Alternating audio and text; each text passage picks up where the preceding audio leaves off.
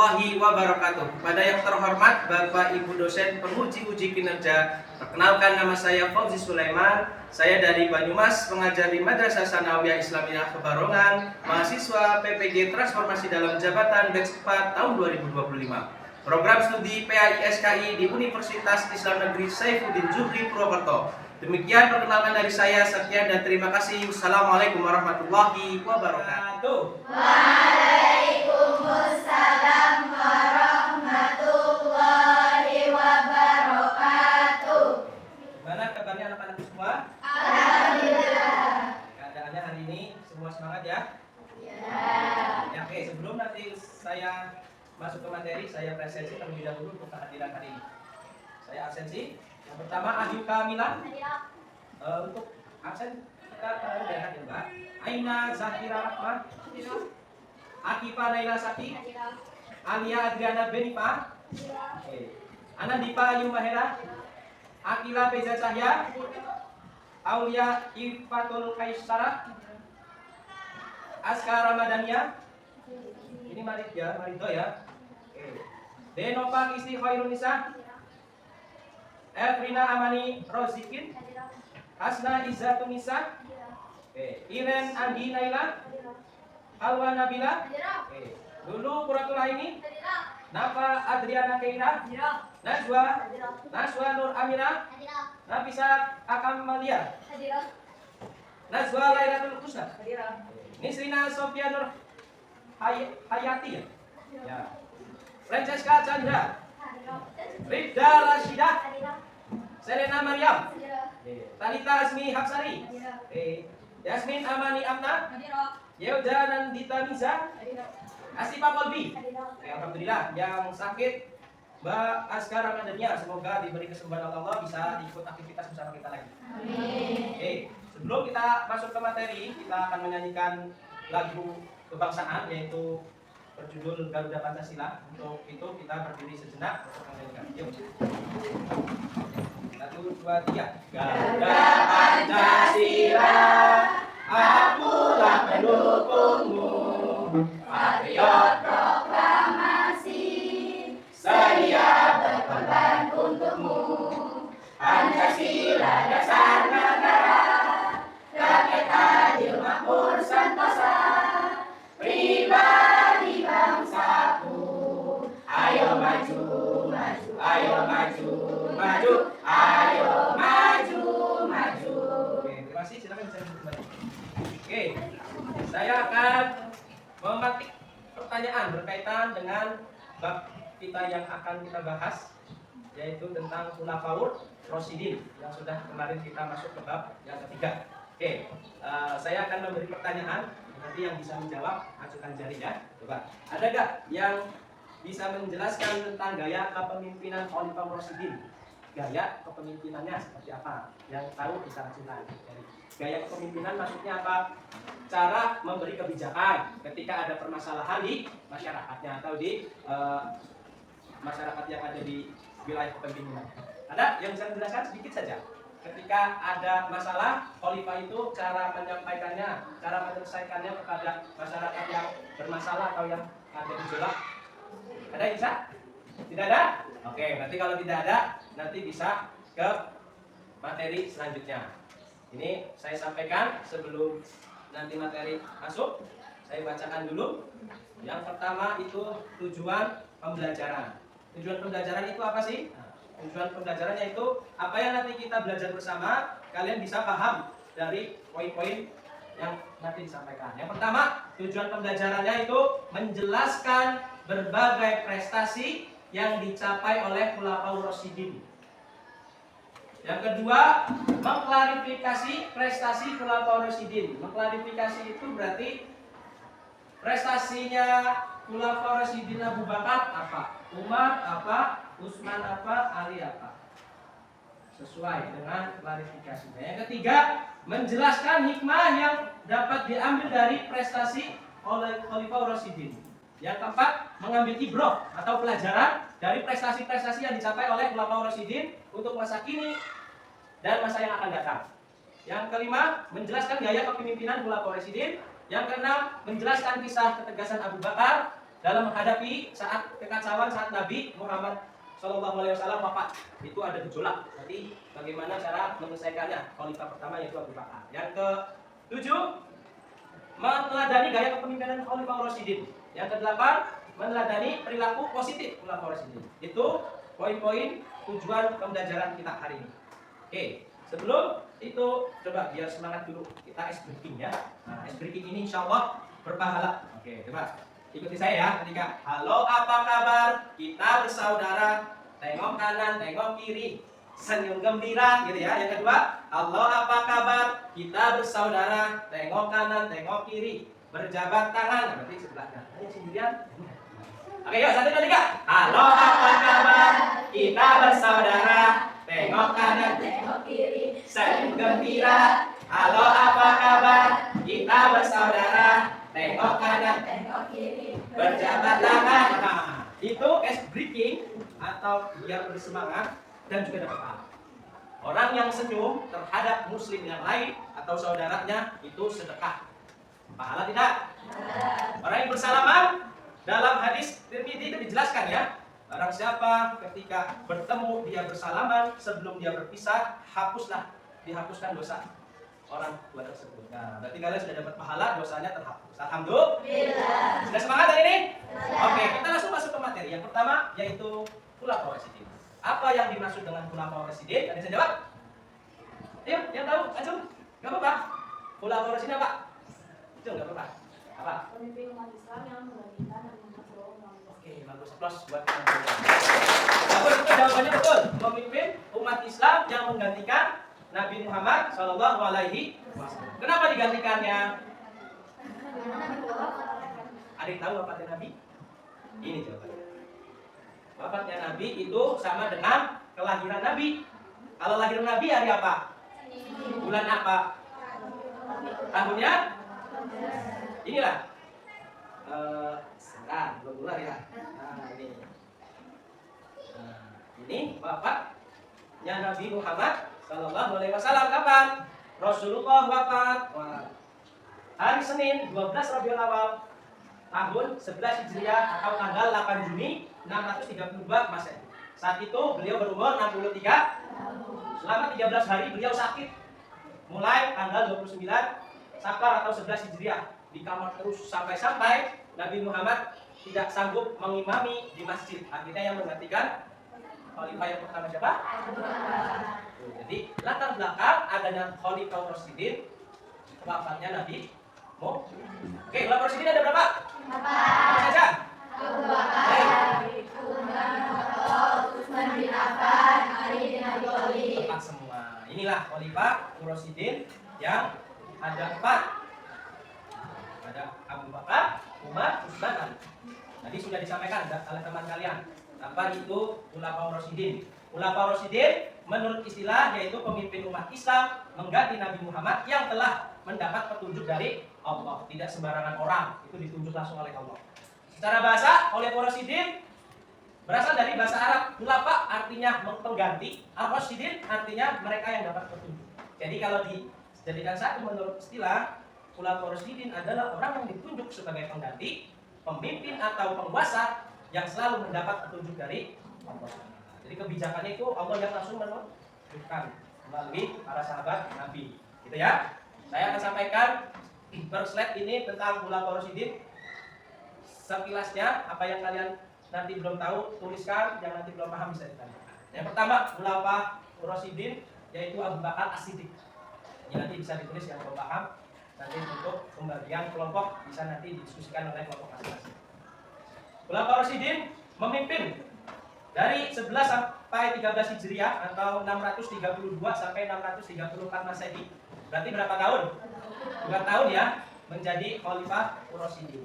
Abu Bakar As-Siddiq ketika menjadi khalifah dia ditunjuk langsung dari Nabi, kemudian dimusyawarahkan atau disepakati oleh sahabat yang lain agar menggantikan Nabi. Kemudian yang dilakukan Abu Bakar saat menjadi khalifah itu adanya pemberontak atau gerakan murtad. Murtad tahu murtad? Berubah dari Islam. Agama Islamnya itu dia tidak ikuti lagi karena Nabi sudah tidak ada, ya berarti Islam tidak ada. Itu ada pemberontak. Akhirnya Abu Bakar menuntaskan itu. Dan juga banyak nabi palsu yang bermunculan.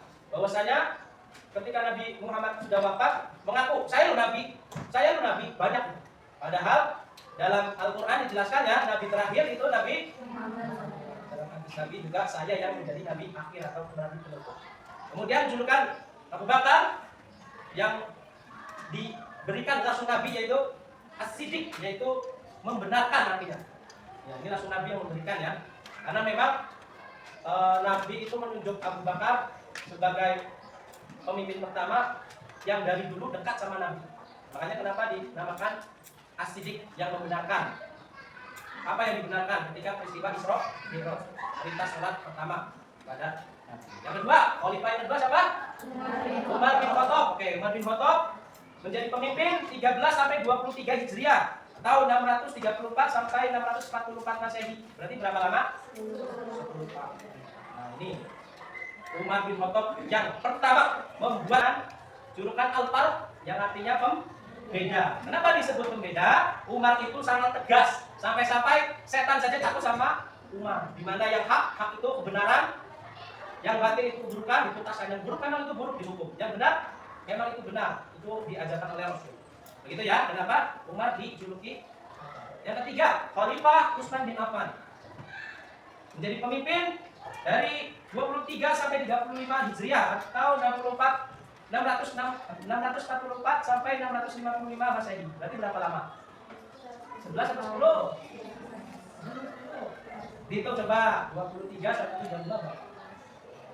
11 ya? Oke, betul. Utsman bin Affan itu yang mengumpulkan ayat-ayat yang terpisah atau wahyu Allah menjadi satu yang disebut dengan mushaf yang sampai sekarang kita gunakan ya. Nih, ada. Mungkin di bacaan ada ya, itu namanya mushaf Utsmani.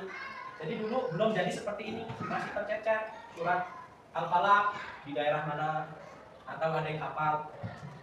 Jadi pas ketika Khalifah Rasulullah Utsman bin Affan yang hafal surat Al-Falaq datang, ditulis. Yang surat Al-Haq tulis. Itu juga dulu sudah dimulai dari Khalifah Abu Bakar, tapi belum tercetak. Ketika Utsman bin Affan jadilah mushaf, baru itu. Kemudian untuk julukannya Dzunurain. Ada yang tahu Dzunurain? Dzun itu artinya apa? Memiliki nur. Kenapa disebut memiliki dua cahaya? Karena Utsman bin Affan menikahi putri Nabi sekaligus dua. Karena memang dalam Islam boleh menikah lebih dari 1, 2, 3 sampai 4 ya. Yaitu siapa anak Nabi? Ruqayyah dan Ummu Kulsum. Nah, Utsman bin Affan itu terkenal dengan lemah lembut dan pemalu. Saking malunya, ini dalam referensi yang lain, Utsman bin Affan itu tidak pernah melihat kemaluannya sendiri. Saking malunya. Itu referensi yang lain. Makanya Utsman bin Affan itu ya pemalu, lemah lembut. Paham ya? Oke, nanti kita bahas lagi. Lanjut, yang keempat, yang terakhir, Khalifah Ali bin Abi Thalib menjadi pemimpin pada tahun 35 sampai 40 Hijriah, tahun 655 sampai 660 Masehi. Ini Ali bin Abi Thalib, khalifah terakhir yang menjadi Khulafaur Rasyidin, karena ada khalifah kelima dan selanjutnya. Nanti itu dibahas setelah materi ini. Ada yang tahu khalifah selanjutnya? Ada, Al-Hasan bin Ali. Dan nanti setelah itu kita bahas. Oke. Khalifah keempat ini dijuluki yaitu Babul Ilmi. Artinya, Babul artinya apa? Itu, ilmi itu. Wabarakatuh. Waalaikumsalam warahmatullahi wabarakatuh. Gimana kabarnya anak-anakku semua? Alhamdulillah. Keadaannya hari ini semua semangat ya. Teman-teman semuanya ya, anak-anakku sudah dibuat kelompok. Silakan nanti dipresentasikan hasil diskusi kalian, hasil karya kalian. Silakan yang terbaik maksimal mungkin untuk dipaparkan kepada teman-teman kalian ya. Oke.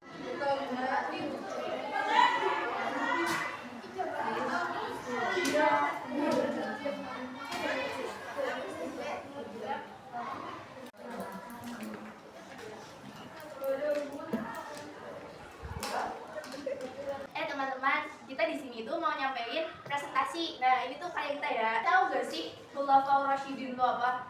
Nih, kita dengerin. Tepuk salut. Jempol kanan, jempol kiri, dua jempol, salut. Kami dari kelompok Usman bin Affan. Semuanya, kami dari kelompok Usman bin Affan. Satu, beri tepuk salut. Jempol kanan, Jempol kiri, dua jempol. salut. Oke. Kami dari kelompok Khulafaur Rasyidin Ali bin Abi Thalib. Dikasih apa? Dikasih W, kasih O, kasih W. Wow, keren. Wow, keren. Wow, keren. Wow, keren. Alhamdulillah untuk kegiatan pembelajaran kita telah usai, di mana tadi kalian sudah presentasi sangat luar biasa. Kita upload bersama dulu. Oke. Untuk kegiatan hari ini kita akan evaluasi dan refleksi. Kira-kira apa saja sih yang kalian sudah dapatkan dari materi hari ini? Nanti bisa dicatat ya. Evaluasinya untuk materi hari ini saya menulis poinnya ada 3 aspek. Yang pertama, poin dari segi politik atau aspek politik. Kemudian yang kedua, aspek sosial. Yang ketiga, aspek ekonomi. Di mana aspek politik itu adanya peralihan dari kesukuan atau golongan menjadi sistem khalifah. Nah, itu. Jadi dulu sebelum Nabi menjadi pemimpin itu banyak suku.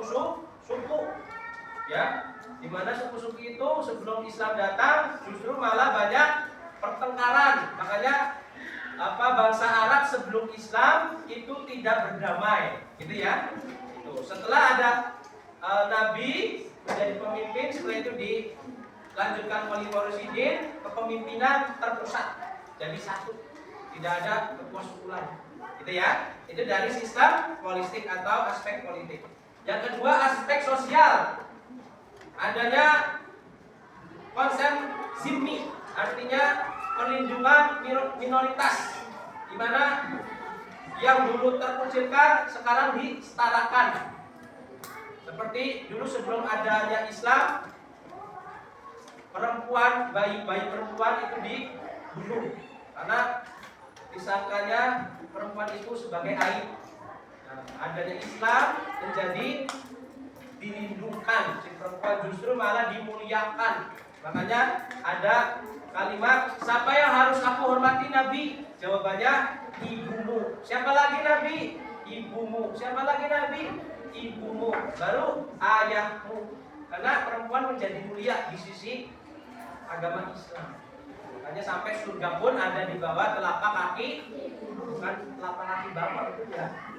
Saking mudahnya perempuan itu dari aspek sosial. Makanya sampai sekarang penciptaan atau menciptakan toleransi beragama itu juga dari aspek sosial. Dulu bertempur, pokoknya yang golongannya kuat itu yang menang. Sampai-sampai awal mulanya Islam pun muncul itu diperangi. Gak boleh ada agama lain selain agama penyembah nenek moyang. Padahal agama Islam justru malah menghilangkan yaitu berhala-berhala, karena yang disembah harus Allah Subhanahu wa Ta'ala, bukan sifatnya. Yang ketiga, aspek ekonomi, yaitu pengolahan baitul mal yang dibuat oleh pasangan tadi ya, Umar bin Khattab, yang itu menjamin kesejahteraan masyarakatnya, tidak ada kelaparan. Jadi dulu sebelum khalifah diangkat, yang kaya semakin kaya, yang miskin semakin miskin. Nah, semenjak ada baitul mal, akhirnya yang sengsara atau yang miskin itu diberikan bahan pokok atau makanan. Sampai-sampai cerita tentang kepemimpinan Umar bin Khattab, ada ibu yang memasak batu. Pernah dengar ya? Karena apa itu? Anaknya kelaparan. Disangkanya yang dimasak itu makanan, padahal batu. Sampai saking laparnya nangis, sampai kelelahan, anak itu tertidur. Nah, itu tujuan ibunya dimasak supaya anaknya nggak nangis lagi. Akhirnya tertidur, kemudian terdengar khalifah Umar bin Khattab. Akhirnya apa? Umar bin Khattab yang memikul gandum. Waktu itu bukan beras ya, di Arab itu gandum sama kurma dari Baitul Mal itu. dari pusat sampai ke pelosok desa, Bang, mikul dan instruksi itu karena sejahtera. Itu evaluasi. Kemudian refleksinya apa yang kalian dapat? Kira-kira apa? Poinnya yang kita akan evaluasi atau kita refleksi. Ada 3 poin yang kita ambil nilai keteladanan. Yang pertama apa? Keadilan dalam memilih. Tadi ada yang menerangkan Khalifah Utsman dan Ali itu untuk memimpin sangat adil. Yang kedua, kesederhanaan gaya hidup meski menjadi penguasa besar. Tidak semena-mena aku ini penguasa, aku merintah langsung diikutkan, tapi tidak. Yang ketiga, makanya ini adanya musyawarah ketika mengambil keputusan. Seperti tadi, terpilihnya Abu Bakar karena siapa? Karena apa? Itu adanya musyawarah. Gitu ya? Bisa dipahami semua untuk materi hari ini. Cukupkan ya. Untuk pertemuan materi berikutnya nanti kalian bisa pelajari yaitu materi Daulah Umayyah, di mana Daulah Umayyah itu penerus pemimpinan dari Khalifah Rasyidin. Kalau sudah cukup kita akhiri dengan membaca doa bersama. Untuk itu silakan kalian bersiap untuk berdoa dipimpin oleh ketua kelasnya. Silakan dimulai. Duduk siap. Berdoa dimulai. Bismillahirrahmanirrahim. Subhanakallahumma wa bihamdika asyhadu an la ilaha illa anta astaghfiruka wa atubu ilaik. Walhamdulillahi rabbil alamin. Akhiri billahi fisabilil haq nun wal qalami wa ma yasturun fastabiqul khairat. Jangan lupa semua bahagia. Assalamualaikum warahmatullahi wabarakatuh. Waalaikumsalam warahmatullahi wabarakatuh.